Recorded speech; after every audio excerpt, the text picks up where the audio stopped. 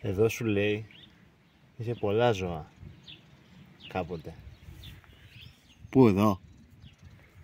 Εδώ γύρω. Εδώ να ξέρεις φίλε, ο χώρος που πατάμε είναι του Μεγάλου Αλεξάνδρου, όλο το χωριό. Εδώ πέρα τον έχουν. Σύμφωνοι. Λίγο πιο εδώ τον έχουν θάψει. Σύμφωνοι. Βέβαια, βέβαια. Τότε όμως είχε πολλά ζώα. Τι ζώα?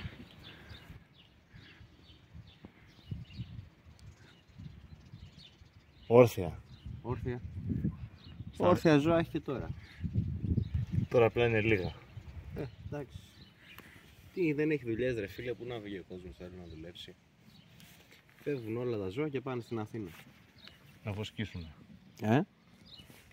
Να βοσκήσουν εκεί ελευθέρα. Όπως προβλέπετε, ως ήθιστε.